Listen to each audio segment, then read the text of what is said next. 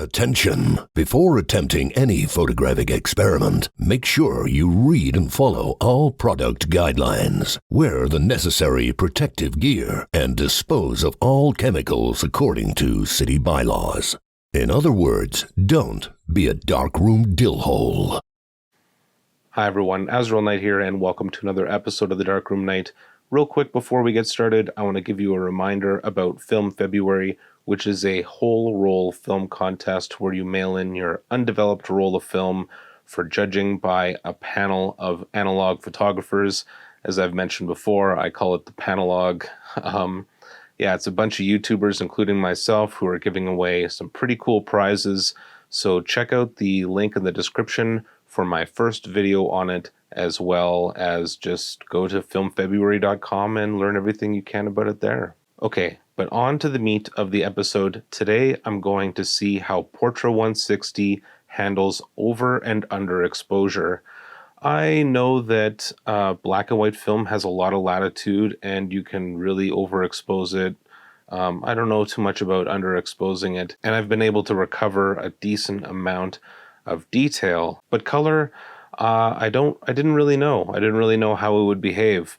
I know that when you overexpose it, you're basically changing the color of everything because it's lighter, it's not the same color. So there is that crucial element to it. And a lot of people say that color film is really fussy depending on what temperature you develop it at. But that's a conversation for another video. But today we're going to see how many stops over and how many stops under you can be and still get a decent shot. Let's get started.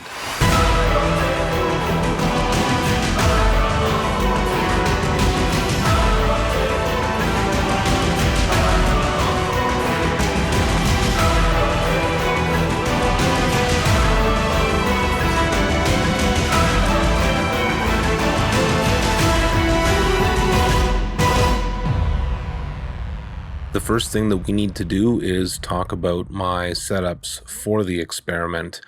I did two different setups, one in my office and one in my darkroom. The first setup is probably a bit more technical than the other one because I used a color card here. It's a very cheap color card. They normally go for about $150 or more, and this one's made out of paper and I bought it for $13 on Amazon. Nonetheless, a cheap one is better than none at all. I used a handheld light meter to make sure that the light was consistent throughout the entire frame. I used my Nikon F100 with a 28 to 105 millimeter lens. Every shot is taken at f8, and of course everything is locked down on a tripod with manual focus to keep everything as consistent as possible. My second setup is just a wide-angle shot of my darkroom. Same thing, f8, locked down with a tripod, and obviously the light isn't as consistent here, but then again, that wasn't necessarily the goal with this shot. Some of you might be asking why I didn't shoot outside, and there's a couple reasons for that. For one, it is freezing right now. At the time of filming, it was about minus 40 Celsius with the wind chill. And the other reason is that I cannot guarantee consistent lighting from one shot to the next if I'm shooting outside. Here's the first side-by-side comparison. On the left is what I think to be a proper exposure based on the external light meter I used, as well as my camera. Now, my camera's not perfect. There's a big scratch along the entire roll, and I'm either going to have to service it or sell it for parts. But nonetheless, the shutter works, and that much I know. And electronic shutters tend to do better over time, and because this camera is only about 15 to 20 years old, it's pretty safe to say that it's accurate. On the right-hand side is one stop overexposed. If you're having a hard time telling the difference, that's because there isn't a big difference. Here are the photos side by side. And if you look down at the histograms, you can see there isn't much of a difference there either. Here is two stops overexposed. Now you're starting to see a little bit of a difference. The wall is a bit washed out. The colors are starting to get a bit washed out. You're losing that richness.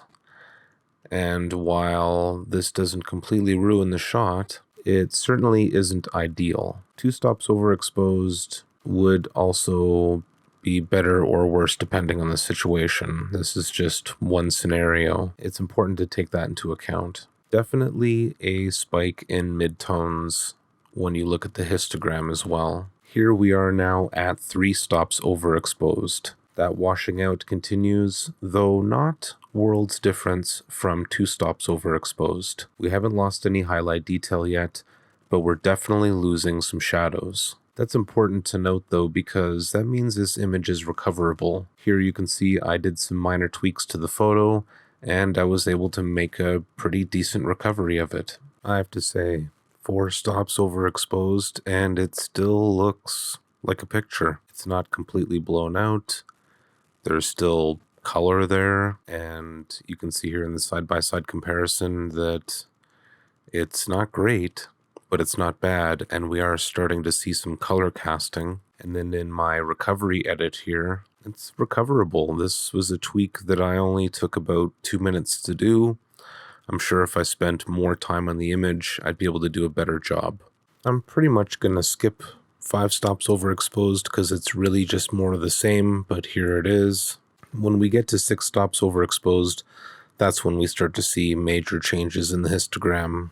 There is mostly highlights here and very little shadow detail. The other thing that's really important to note at this point is that if I were shooting an image that had more dynamic range, like a building with a shadow in front of it and then the sky in the background, I would not be producing the same results here. I would probably have lost my highlight detail a couple of stops ago. Still very impressive though, 6 stops overexposed. And if you took a picture of the Loch Ness Monster on a cloudy day, 6 stops overexposed, you'd probably still be able to make it out. Here's my recovery edit, and not so great.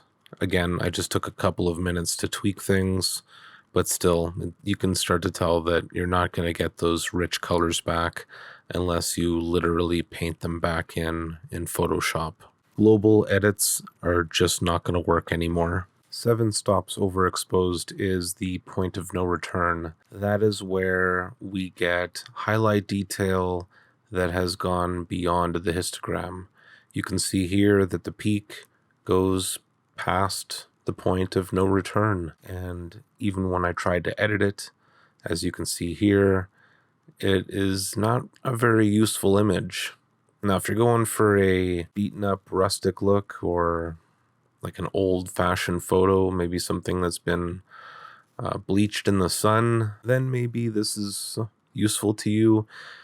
But from here on, it is no longer a useful photo. So in my opinion, with this even lighting situation, 7 stops is what you can get maximum. And I'm sure with hours in Photoshop, you can get a lot of the detail back and reintroduce color artificially.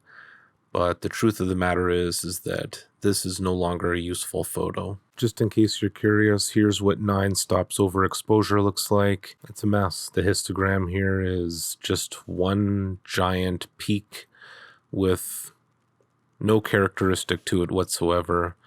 And yeah, so just in case you were curious about that.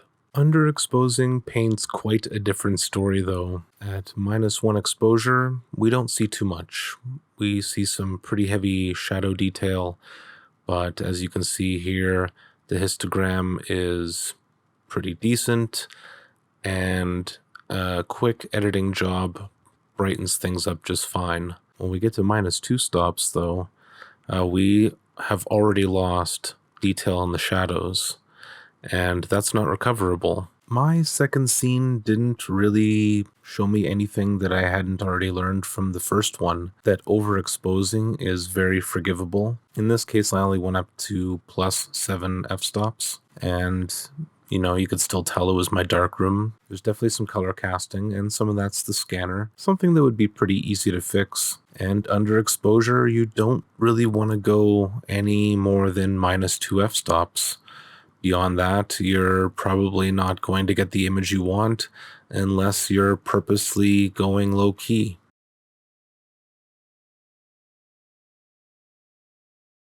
So what do I think about these findings?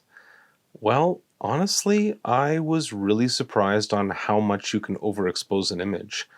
I thought for sure after 5 stops I was just going to get a completely white image, and that's not the case at all. I also thought that the film would be more resilient with underexposure, but really, after 2 f-stops underexposed, you're starting to lose detail in the shadows. And that makes bracketing a whole new experience for me. I think in the future, if I'm going to bracket, and I use the term bracket loosely, I guess, I'm going to shoot at the exposure and then +1 f-stop and +2 f-stops. I mean, underexposing might be helpful in some situations where the dynamic range is higher, but if I'm in a cloudy day or any type of even lighting situation, I'm better to err on the side of overexposure, at least with Portra 160. I'm sure that a lot of other films behave like this, but until I officially test them, I don't want to be giving that kind of advice. These kinds of experiments are important. It does feel like a waste of film because you just blow through a whole roll of film and you got really nothing to show for it except for pictures of Stay Puft and He-Man. But I hope I've saved you a roll of film because by watching this, you don't have to waste any. And of course, if you're one of those people who've been shooting for decades, then you probably already know this and it's just a bit of a refresher for you. That's all for today, though. I hope you enjoyed this episode. If you did, perhaps you'll consider joining me on Patreon. Through my Patreon, you'll get things like early access, your name in the credits, even free prints. You can also follow me on Instagram and Twitter, and until next time, stay classic.